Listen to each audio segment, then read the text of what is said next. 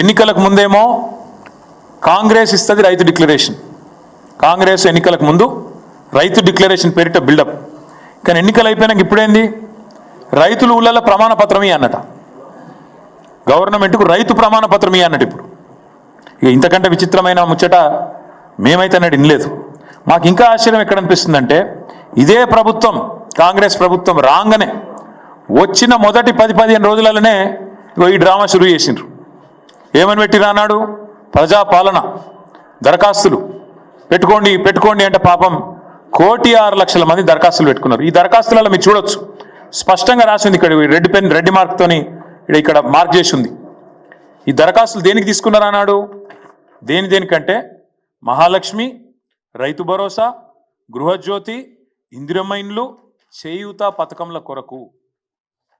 ఈ ప్రజాపాలన దరఖాస్తులు 1,06,00,000 దరఖాస్తులు రాష్ట్ర ప్రభుత్వం స్వీకరించింది. ప్రజాపాలన అయిపోయినాక చెప్పింది, మేము స్వీకరించినాం దరఖాస్తులు, మాకు దరఖాస్తులు అందినాయి, ముట్టినాయి అని చెప్పిండ్రు. ఇది ప్రజాపాలనలో ఈ కాంగ్రెస్ ప్రభుత్వమే ఆనాడు రైతు భరోసా కోసం కూడా రాష్ట్రంలోని రైతులందరి దగ్గర సమాచారం సేకరించింది, తీసుకున్నది.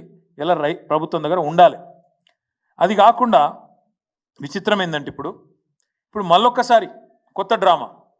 మొన్నటిదాకా కులగణన అని చెప్పి రాయించుకోమన్నారు, అంతకుముందేమో ప్రజాపాలన అని చెప్పి ఆగమాగం చేసిండ్రు, చాంతాడంత లైన్లు కట్టించారు ఎక్కడికక్కడ.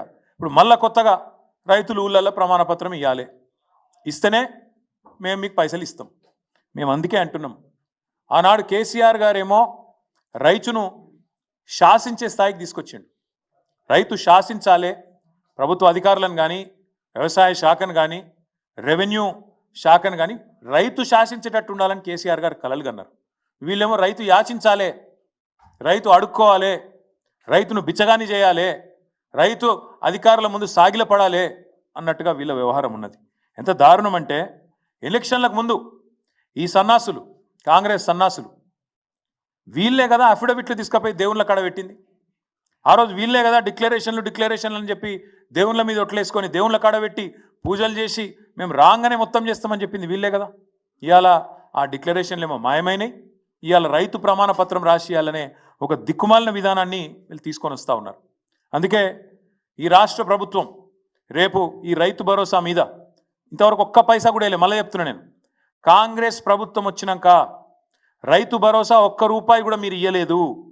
ఆనాడు 7,600 కోట్లు వానాకాలం మీరు ఎగ్గొట్టిండ్రు, మీకు తెలుసు, రైతులకు తెలుసు, మీకు తెలుసు, మాకు తెలుసు. అది కూడా మీరు ఇవ్వాలి. ఇప్పుడు రైతు బంధు రూపంలో వానాకాలం ఇవ్వాల్సిన 7,600 కోట్లు మీరు ఇవ్వలేదు, తప్పించుకునే ప్రయత్నం చేసిండ్రు, వదిలిపెట్టాం. అట్లాగే గతంలో కేసీఆర్ ప్రభుత్వం ఏదైతే 7,600 కోట్లు రైతు బంధు ఇచ్చేందుకు పెట్టిపోయిందో అది మాత్రమే మీరు, అది కూడా 3 నెలల ఆలస్యంగా, అది కూడా 4-5 కిస్తులలో తిప్పించుకొని ఇచ్చిండ్రు తప్ప మీరు వచ్చినాక మీ ప్రభుత్వం మాత్రం రూపాయి ఇవ్వలేదు అనే మాట వాస్తవం.